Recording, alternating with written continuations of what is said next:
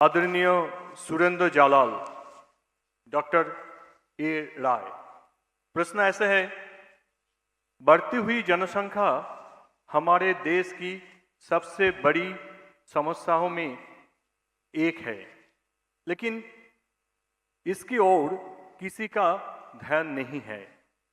वही आज हिंदू समाज के लड़के लड़कियों में देरी से विवाह करना, लिव इन रिलेशनशिप के साथ साथ बच्चे ना पैदा करने के प्रवृत्ति बढ़ रही है।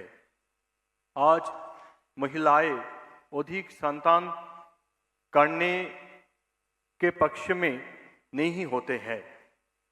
उन्हें इसके लिए कैसे समझाएं? इन विषयों पर संघ की क्या राय है?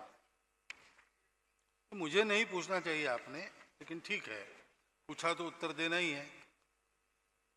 तो आपके प्रश्न में दो बातें हो गई।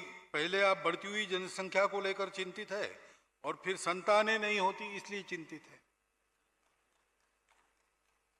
तो समस्या अपने आप बड़ी या छोटी जनसंख्या नहीं है, जनसंख्या को व्यवस्थापित हमने नहीं किया है। जनसंख्या एक बोझ है, लेकिन जनसंख्या एक एसेट भी है। आज डेमोक्रेटिक डिविडेंड हमारे पास क्यों है? तरुणों की जनसंख्या खूब ज्यादा है हमारी।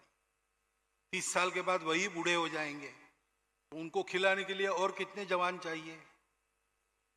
एक विचार करना पड़ेगा। 50 साल का प्रोजेक्शन लेके अपने देश का पर्यावरण, अपने देश का इंफ्रास्ट्रक्चर, सुविधाएं सारी, अपने देश के महिलाओं की स्थिति, उनके स्वास्थ्य की स्थिति, अपने देश की उस समय कितनी आवश्यकता रहेगी, उस समय कितने लोगों को खिलाने की अपनी स्थिति रहेगी, ये करके एक पॉलिसी तय करना चाहिए और उस पॉलिसी के अनुसार सबने करना चाहिए।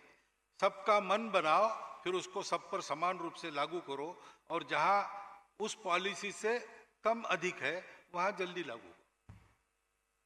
ऐसा करने से इन समस्याओं का समाधान होता है। जहां तक महिलाओं की प्रवृत्ति, विवाह न करना वगैरह वगैरह सारी बातें हैं, एक लिव इन रिलेशनशिप वाली बात है। देखिए, आप जिम्मेवारी लेने को तैयार नहीं हो, ये ठीक नहीं।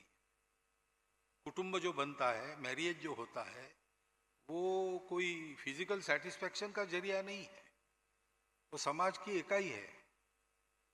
समाज में कैसे रहना व्यक्ति ने, उसका ट्रेनिंग परिवार में होता है।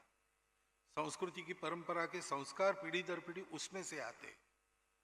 हमारे यहाँ तो इकोनॉमिक एक्टिविटी का केंद्र भी फैमिली है। देश की बचत फैमिली में रहती है, देश का सोना फैमिली में रहता है। तो cultural unit, economic unit, social unit सब फैमिली है। तो अपने देश को, अपने समाज को, अपने धर्म परंपरा को बनाए रखने का वो जरिया है। आप सन्यासी बन सकते हो, विवाह मत करो, कोई बात नहीं, स्वतंत्र है। हम सन्यासी बन सकते, सन्यासी नहीं बन सकते, लेकिन वो भी नहीं करेंगे और ये दायित्व भी नहीं लेंगे, तो फिर कैसे होगा? फिर संतानें कितनी हो, ये प्रश्न तो परिवार का है, वर वधू का भी है और समाज का भी। तो तीनों का गोल्डन मील निकाल के ही हर केस में एडवाइस करना पड़ेगा या बात करनी पड़ेगी। फॉर्मूला नहीं दे सकते। बस इतना ही। मैं डॉक्टरों से बात करके वगैरह कुछ मुझे ऐसा ज्ञान मिला है कि डॉक्टर कहते हैं कि भाई अर्ली यानी 19 to 25 इस आयु में शादी होने से और 3 संतान होने से माता पिता बच्चों का स्वास्थ्य ठीक रहता है, ऐसा उन्होंने कहा। साइकोलॉजिस्ट लोग कहते हैं कि 3 संतान होने से ईगो मैनेजमेंट वो सीख लेते। फिर जनसंख्या शास्त्रज्ञ कहते हैं कि 3 से नीचे जाएंगे तो डिक्लाइन हो रहा है और 2.1 से नीचे जाएंगे तो खतरा है। अभी बिहार के कारण हम 2.1 पर है, नहीं तो 1.9 है हमारा। और देश की पॉपुलेशन पॉलिसी कितनी है? 2.1।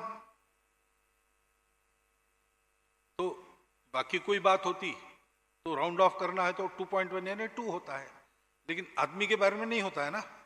2 के बाद बच्चा होगा, 0.1 बच्चा कभी होता नहीं, पूरा बच्चा होगा तो 2.1 is more than 1, that is 3। ऐसी मुझे जानकारी मिली है। मैं तो प्रचारक हूं, अविवाहित हूं, मैं इस मामले में कुछ नहीं जानता। मैंने जो मुझे जानकारी मिली आपको बता दी। अब इसका क्या विचार करना, गृहस्थ लोग विचार करें। Goa's transformation is more than just development. It's about progress and a brighter future for all. Bridges that unite aspirations, highways that bring communities closer, world-class airports welcoming opportunities. From modern infrastructure to seamless connectivity, Goa is on the fast track to grow. Under the decisive leadership of Prime Minister Narendra Modi and Chief Minister Dr. Pramod Sawant, the double-engine Sarkar is driving Goa towards Vikasit Bharat 2047, a future of prosperity, innovation and limitless possibilities.